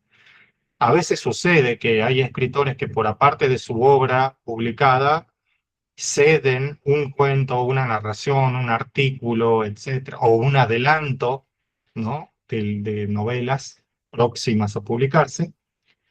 Y esta en particular es una novela corta o cuento largo, le vamos a decir, que se titula El puto amo de todo esto. Este es el personaje que en este primer capítulo cita, vamos a decir, el concepto de rebobinado antropológico, esta idea que yo estaba mencionando con respecto a los niños perros de literatura argentina, o a los perros niños, o a los perros humanizados, que después es sobre la institución de la literatura como tal, y el rebobinado antropológico en la cuestión de la guerra zoológica, que la guerra es una cuestión zoológica, ¿no? Porque somos todos monos, y sabemos que el mono se afianza en ser mono, porque para eso se depila, y por eso perdemos la guerra, ¿no? Porque la guerra es una cuestión zoológica. Me hace acordar mucho a un libro que se llama Los años del chimpancé, de Thomas Richards. Fue publicado por Funga Editorial hace un par de años. Es una novelita muy corta que está escrita en formato diario, en formato entrada, porque tiene que ver con esta bióloga veterinaria que dedicaba su vida a observar chimpancés en el África, en un refugio de chimpancés. Los Simpsons le hicieron una parodia muy hermosa. Este, Acá está el nombre de la médica, pero bueno, no me acuerdo porque es muy famosa de todas maneras. Y los chimpancés entablan una guerra en este libro, algo que se dice que los animales no tienen guerras, ¿no? Por una cuestión de territorialidad o de apareamiento, dos grupos de chimpancés que encima están en peligro de extinción empiezan una especie de guerra con crueldad, que es algo propio del humano, no del animal. Entonces, me hace acordar mucho a ese rebobinado antropológico en el cual el niño deviene perro o el perro se revela niño, porque como dijimos, poniendo el ejemplo del ominoso de Freud, un texto del año 1919 decía, lo monstruoso no es que se transforma, sino que se revela, se descubre monstruoso, en realidad cuando supuestamente era familiar. Eh, Esta tiene 5 partes. Yo les pasé ahí al chat para que lo puedan copiar. Igual después, de todas maneras, lo voy a... Hola, buenas. Hola, ¿cómo estás? Perdón por la tardanza, Bueno, recién me puedo conectar. todo bien, no pasa nada. Esto yo se lo voy a enviar después para que lo puedan ver, para que puedan seguir ese relato que ya está completo, que creo que tiene 5 partes o 6. Yo no lo he leído todavía. Sí me parece que es obviamente una novela muy breve si nosotros la empezáramos a caratular como novela, como tal. Así que era muy interesante poder fijarnos en que el autor de Los años del chimpancé, Thomas Richards, es asesor parlamentario, o sea, es un político del Congreso que se dedica a escribir. Es muy interesante poder leer gente que se dedica a cosas muy extrañas. Habíamos mencionado a Busquet, que era ingeniero químico o ingeniero industrial. En el caso de Pablo Farrés es docente, pero no de letras como la mayoría de los escritores de Latinoamérica, porque esa es una tradición muy argentina, pero sobre todo muy latinoamericana, de la tradición de la docencia y del profesorado en letras o de la Academia de Letras. En este caso, Pablo Farrés viene más de la filosofía. Es por eso que tal vez los dispositivos que él crea y que inserta en los paisajes que son los mismos, vamos a ver que en el desmadre elige la dictadura, o mejor dicho, la memoria de la dictadura. En el reglamento es el sistema escolar, y en las pasiones alegres, bueno, perdón, en las series infinitas es el SIDA. Entonces, en su paisaje, él inserta estos elementos microscópicos eh, entre lo del Lamborghini y lo borgiano. Pone estos elementos, estos pequeños elementos de la crueldad del Lamborghini, del horror que hablábamos, en su dosis justa, necesaria o innecesaria, que se incrementa o se arrebata o se reduce para salir del horror, decía Pablo Farrés, y lo borgiano porque son elementos microscópicos que tienen gran poder de gravitación. Por ejemplo, esta idea de eh, el doppelganger que le escribe una carta y reconoce su propia letra, que es un momento como de terror que hace acordar mucho a Predestination, ¿no? Una película de Ethan Hawke que tiene que ver con ser su propio padre, ser su propia madre, viajes en el tiempo que son paradójicos, en fin, el encontrarse con uno mismo, que en realidad, como dijo Farrés recién, la idea era que no había nada más terrorífico que ser dos, ¿no? Es decir, reconocerse en el otro, no solamente como mono, sino reconocerse eh, como sujeto de la ficción, de esta maquinaria narrativa que ha decidido ser un cerebro isla, un ente isla, una historia isla, pero también una historia con H mayúscula, o sea, la historia que estamos acostumbrados a no ficcionar. Eh, Hay algunos que recibieron, algunos y algunas que recibieron literatura argentina completo para poderlo leer. Vamos a ver si podemos hacer lo mismo con Mi Pequeña Guerra Inútil, cosa de que lo tengan, porque son estas dos novelas por ahí un poco más breves, más cercanas, pero sí les recomiendo que vayan a buscar algo de Farrés para tener una idea tal vez más completa de lo que podría ser un proyecto narrativo que a través del tiempo juega en dos instancias. Una con la especulación y otra con el ser nacional. Obviamente que ese ser nacional, a través de cómo podemos narrar Malvinas hoy, o cómo podemos narrar los desaparecidos hoy, o cómo podríamos narrar el abuso y el bullying escolar hoy, pero desde el punto de vista de esa especulación que no solamente es histórica, sino que también es psíquica. Por eso siempre está el elemento de la esquizofrenia original, decíamos, ¿no? De la esquizofrenia primigenia y que la realidad, en realidad, es esquizofrénica. Damián, te quiero mencionar dos cosas que después lo vas a ver en el video. Nos habían recomendado que leer y ver Solaris de Stanislao Lem y que hay una película basada, pero es una película en blanco y negro, ¿no? Eso es algo que Paul Farrer no dijo. Eh, Ténganlo en cuenta por si acaso a la hora de buscar.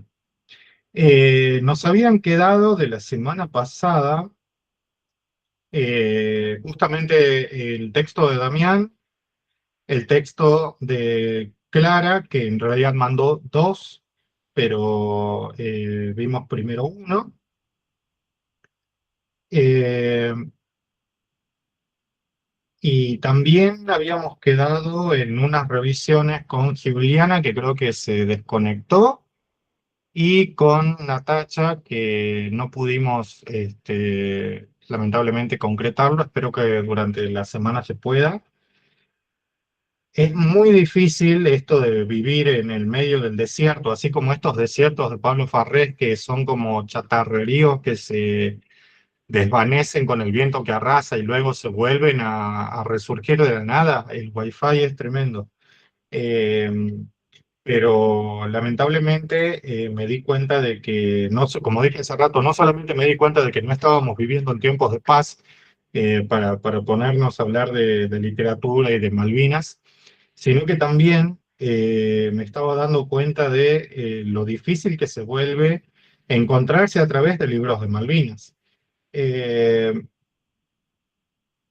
es una foto que yo podría compartir, después se las voy a compartir para que vean esto que dijo Natacha de que es el único libro que capaz que se encontró. Yo no creo que sea el único, pero sí es el único de pocos, y con ese caso muy particular que yo conté de acá, de la comarca donde vivo, de acá de los rincones del norte feudal de esta provincia, de este niño, ¿no? Que transformó una tarea escolar de la materia, ¿cómo se llama la materia? Educación ciudadana, sobre Malvinas, y la transformó en un libro de entrevistas a excombatientes, lamentablemente desde la parte positiva, motivacional, homenaje escolar, y no sin inquirir, ¿no?, en los restos de esa historia, a pesar de que a veces la literatura y la curiosidad nos llevan por ahí. Hace rato yo había dicho si Karina quería aportar algo con respecto a eso, porque a ella le tocó presentarlo, a ese libro en una ocasión. Eh, Luego también estaba Soledad Olarte, que mandó un texto diciendo que era bastante extenso. Hay algo que sucedió en el taller de poesía ayer viernes, y es que solamente dos personas mandaron material: Jorge Acevedo y Damián, que también está aquí, que él también participa en el taller de poesía. Hay algo muy particular. Yo les había puesto en el taller de poesía que podían mandar hasta 5 poemas, ¿no?, como una muestra de algo. Acá en el taller de narrativa podían hasta 8 páginas, que luego se van a convertir en muchas más si es que es un proyecto a largo plazo, y se pueden convertir en menos si podemos corregirlo con rigurosidad y paciencia. Pero lo que sucedió en el taller de poesía es que tanto Jorge Acevedo como Damián Comas mandaron 5 poemas, pero de un libro de poemas que ya tienen preparado. O sea, cambia completamente la dinámica de lectura de esa selección. Primero, porque no sabemos si son los 5 primeros poemas del comienzo ni del final. Lo mismo sucedió acá con el tema de la narrativa, porque creo que es el comienzo de una novela, me dijiste, Damián. En este caso, el título es Cerro Machete. Cerro Machete es muy buen título.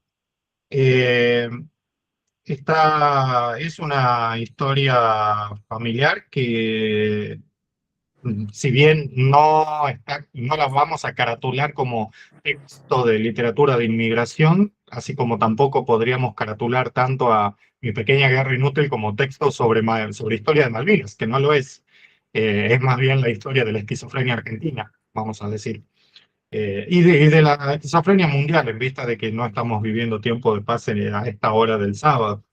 ¿Nos podría hacer una sinopsis? ¿Cómo lo presentarías, Damián, a tu texto, Sí. que al mismo tiempo es un texto novela? Yo creo que Natacha había mandado algo que sabe que se está extendiendo en el tiempo y que lo está escribiendo actualmente. En tu caso, creo que vos ya lo tenés escrito ya desde hace un tiempo.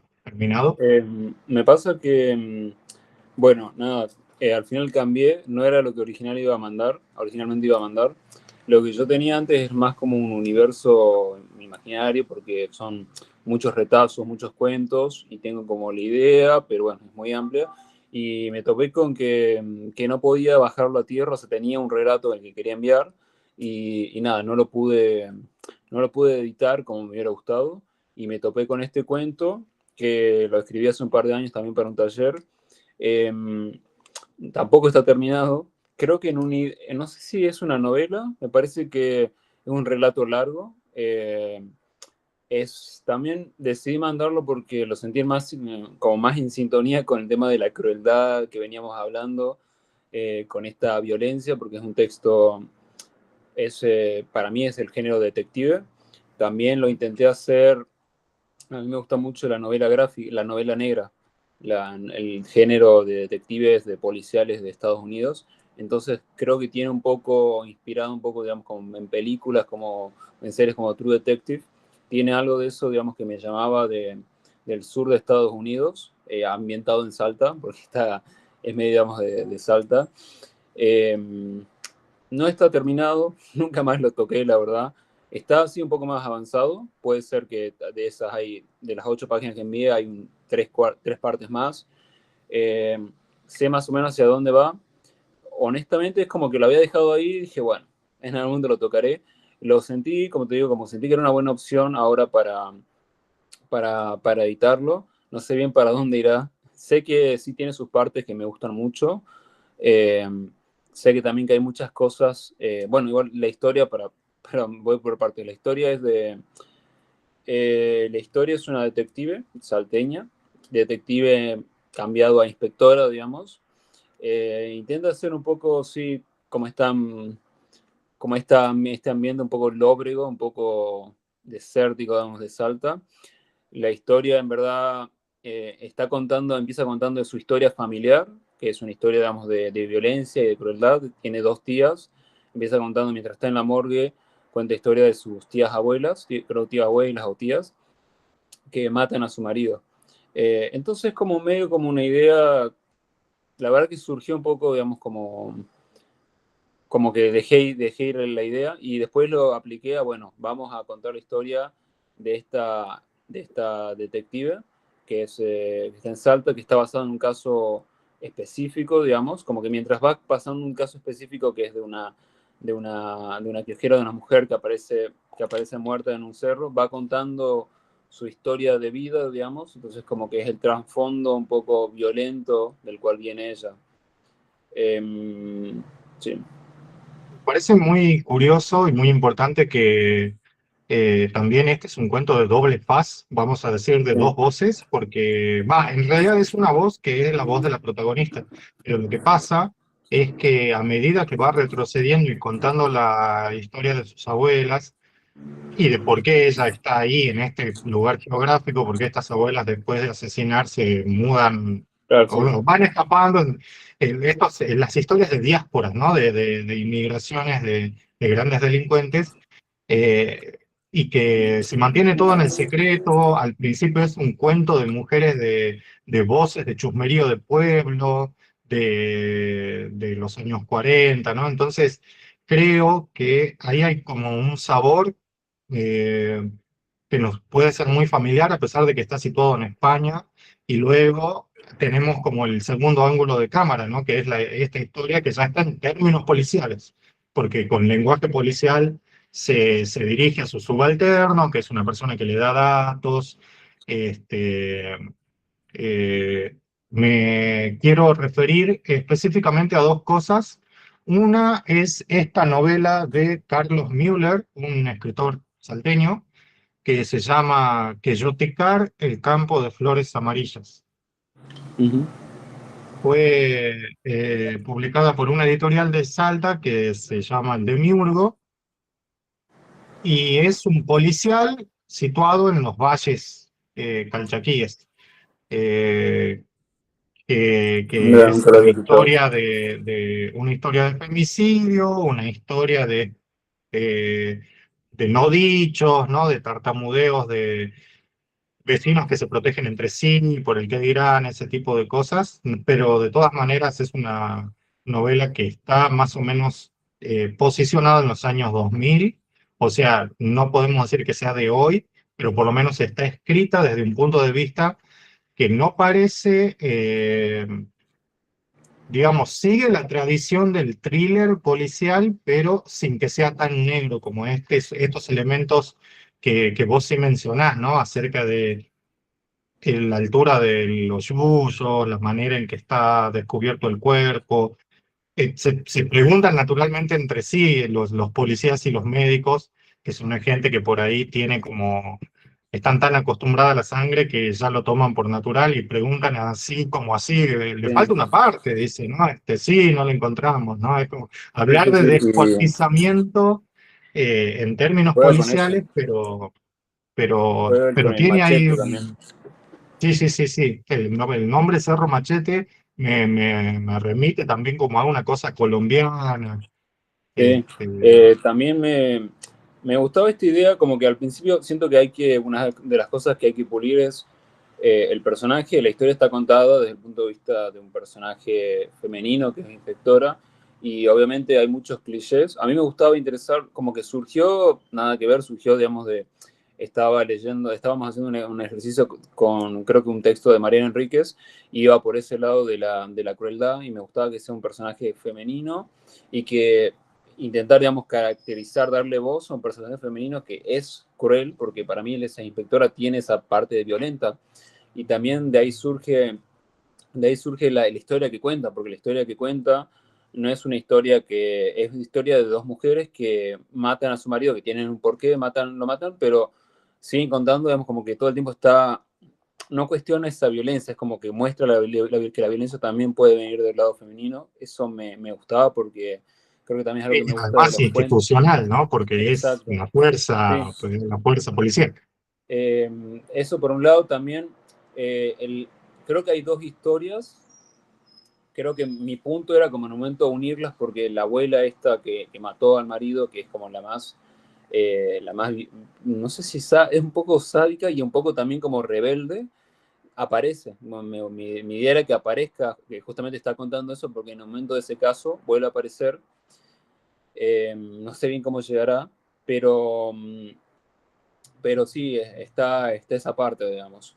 Y también, bueno, nada, está como un poco no sé cómo decirlo, la sordidez, digamos, y la falta de recursos, digamos, como lo pueblerino, digamos, de Salta en la policía. Como está todo el tiempo, intenté retratar eso. Con poco me queda por fuera, porque como que me sentía que no tenía los recursos y no trabajo ni en policiales, ni estoy cerca de eso. Entonces como que siento que es un poco forzado a veces. Pero bueno, hice lo que pude. Sí, yo a veces mencionaba algo que se puede ver en muchos cuentos que a veces por ahí, hace rato Pablo Farrés mencionaba que decía que todo está construido de fantasmas, que todo es onírico, y yo iba a decir, claro, todo es onírico, lo que pasa es que uno piensa que anda en la vida real para no ser tildado de oscurantista. A veces hay muchos cuentos que cuando tratan de imitar cierta voz, algo que yo una vez dije en un taller también, si nunca vieron un pollo que no sea milanesa, es muy difícil que un cuento de campo rural te salga bien. Pero en realidad ese mandato de escribir solamente de lo que sepas, escribir solamente de lo que hayas vivido, escribir solamente de lo que conozcas, sería limitarnos mucho y yo creo que en este caso, a pesar de que si lo vamos a inscribir en términos policiales, detectivescos o de novela negra, eh, pues yo digo novela negra porque en el sentido de que sí pienso que puede ser una novela, a mí me lleva como a pensar en que es una historia que da para extenderse. Creo que es muy jugado también pensar en esos géneros narrativos, pero posicionados en nuestro paisaje. Y la segunda cosa que iba a mencionar es que este texto que vos mandaste, Damián, es muy extraño. Yo me pasó el taller anterior que dos personas mandaron un cuento que tenía el mismo título, eh, que fue muy raro y se parecían también porque tenían que ver con cosas naturales. El texto de la semana que viene y la autora invitada de la semana que viene es de San Miguel de Tucumán, se llama María Diaco, y publicó este libro de cuentos que se llama Pueblo Chico. Conocemos el dicho, ¿no? El pueblo chico, infierno grande, etcétera. Y acá hay un cuento que se llama Las Culpables. Las culpables son un grupo de mujeres que, siendo testigos de la violencia de un masculino a su esposa, entre todas, no solamente le dan muerte, sino que lo interesante del cuento es cómo lo esconden. Pareciera que estoy spoileando, pero en realidad es muy importante lo que estoy diciendo porque digo, el taller se trata de eso. Me pareció muy interesante cómo lo que sucedía en la primera parte del escrito, porque la semana que viene vamos a hablar con esta autora, que me parecía, me dio pie justo para conversar eso. En segundo Bueno, lugar, bien.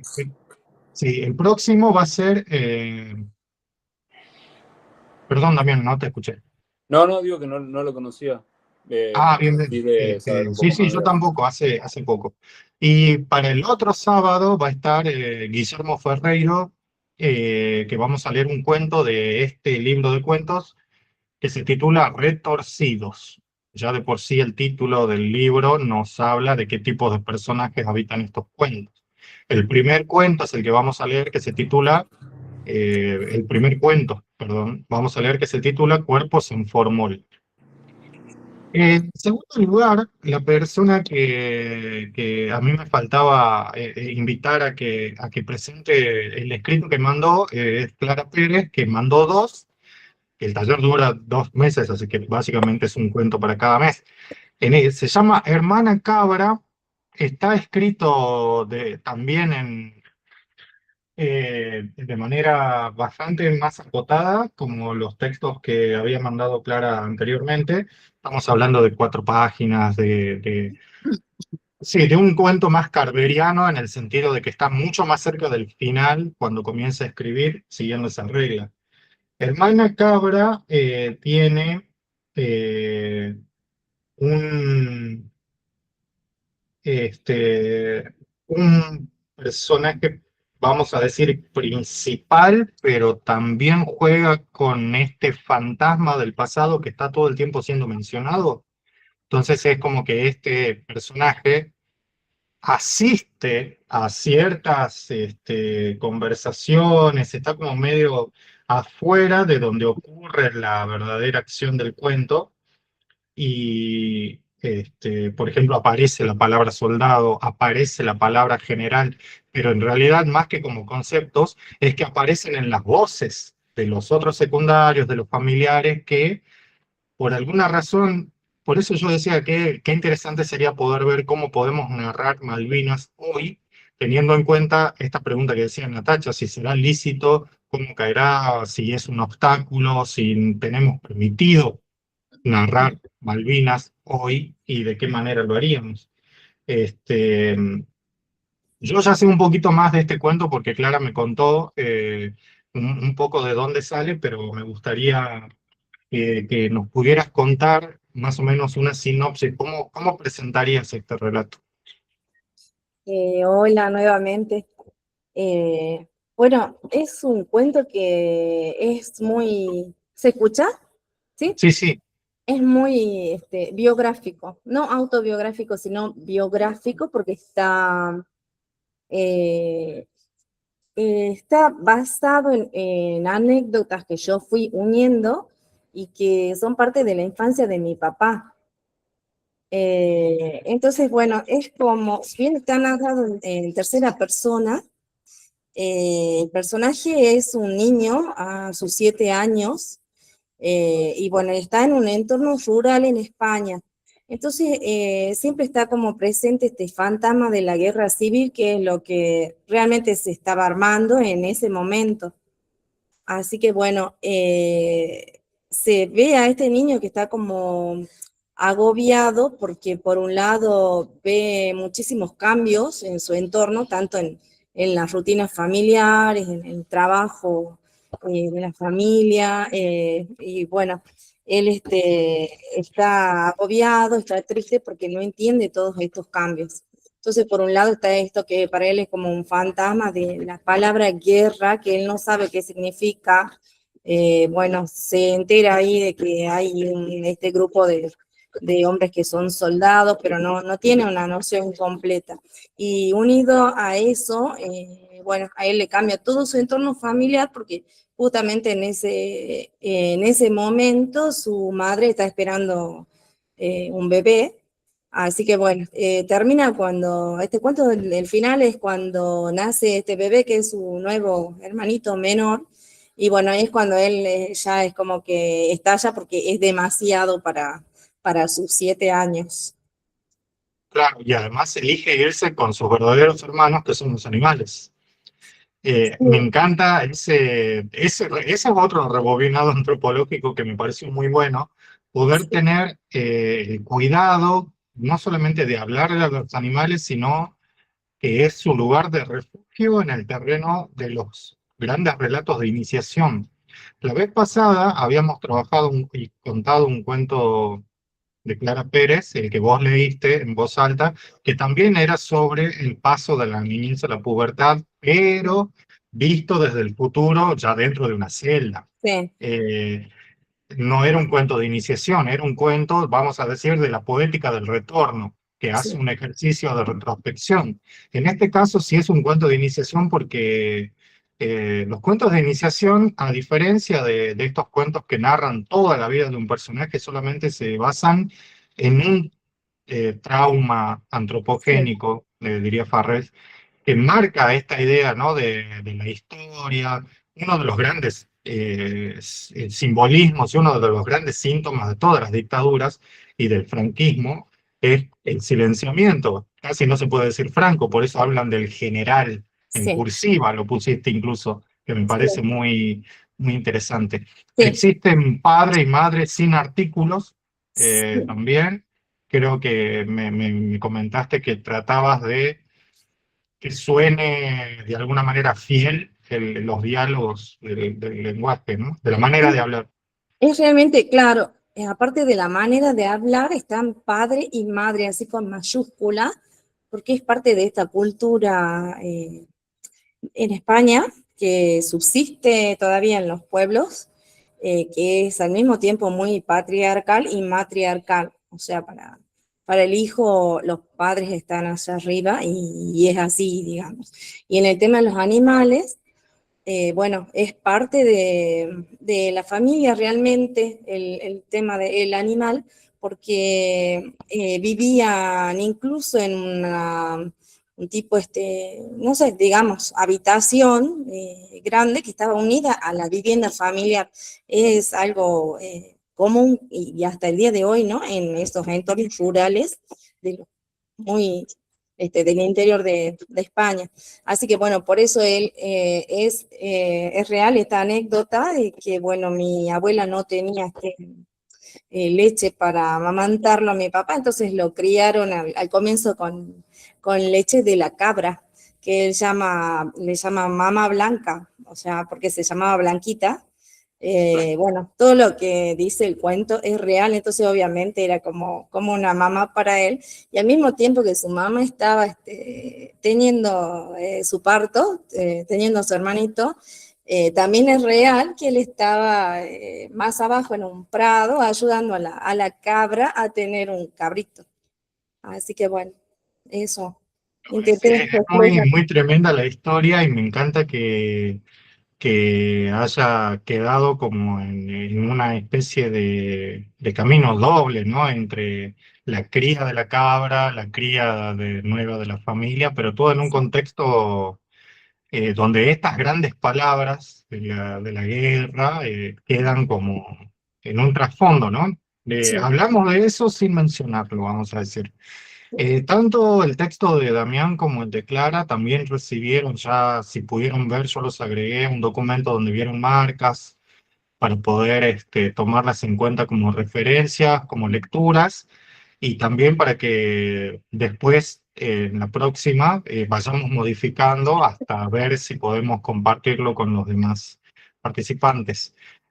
Por supuesto que cada uno va a tener no un día asignado, sino cuando ustedes puedan y decidan, así yo directamente hablamos y vamos viendo el procedimiento de sus cuentos sus textos narrativos, de la misma manera que lo habíamos visto en el taller anterior, el mes anterior, y para quienes no estuvieron en el anterior es básicamente lo mismo, cosa de que podamos llegar a los otros dos que nos quedan, por ahí compartiendo alguna lecturita en vivo, para que quede registrada también, porque ningún texto está verdaderamente terminado hasta que pase la prueba de leerse en voz alta. Recuerden que sería el próximo sábado. Hoy no se conectó Janet Gareca, que es de Salvador Massa, acá en la frontera de Salta con Bolivia, porque se confundió de que pensó que este taller era a las 20 horas. En realidad es a las 18. Lo aviso para que quienes están en los dos talleres míos no vayan a confundirse y perdón porque les avisé a tiempo, pero bueno, yo sé que a veces es como mucha información de golpe y es como que hace falta tiempo para procesarla, por eso es que tal vez se dan esos desplazamientos, esos lapsos. La semana que viene, el sábado que viene, Pueblo Chico de María Diaco, autora tucumana, esto lo publicó La Papa en el año 2023. Y el sábado siguiente, Retorcidos, de Guillermo Ferreiro, editor y escritor, editor, pero sobre todo el gran librero de Buenos Aires. Esto fue publicado por Limbo, es una editorial de Buenos Aires también, que sin embargo ya tienen un catálogo bastante federal, ya mostré varios libros de ese sello. Espero que lo hayan pasado bien, les estoy robando un par de minutos de más. Les quería avisar otra cosa sobre sus textos. Una vez que ya tengamos esa segunda vuelta, esa segunda devolución, no solamente estaría bueno poder leerlos acá en voz alta para que lo podamos escuchar como si fuera un ciclo de lectura, pero entre nosotros, sino que también podamos ir pensándolo casi en términos editoriales, ¿no? No solamente para que lo tengan guardado ahí, sino pensando en que sean textos funcionales que luego podamos mandar a algún lugar, porque la mayoría estaba como en proceso todavía o con trabajos no terminados que de hace tiempo que capaz que lo tenían ahí guardados. Y bueno, yo por eso había recomendado algún par de concursos, unas plataformas, algunas cosas en donde podemos tratar de ubicar para ver cómo funcionan según el sistema literario en el que se inscriben. Así que bueno, si alguien quisiera comentar algo sobre el encuentro de hoy, a mí me encantó. Después esto obviamente va a quedar grabado para que lo puedan volver a ver. Y sobre todo, bueno, lamento, Damián, que te lo hayas perdido. Mira, te perdiste una charla impresionante. Después vamos a ver si la podemos repetir. Pero de todas maneras, también acuérdense de que, bueno, este es el segundo día, faltan 5 todavía. Así que hay tiempo y en el caso de que también en el proceso quieran ver otras lecturas y también mandar más material, lo pueden hacer, ¿no? Solamente tenemos que tratar de ir leyendo las relecturas y los subrayados, que es un poco más interesante que solamente hacer devoluciones del gusto, ¿no? Del me gustó, no me gustó, me parece, no me parece. En realidad es ver los pequeños detalles que están en cada uno de sus documentos. Así que, bueno, espero que les haya gustado hoy. Si tienen alguna consulta,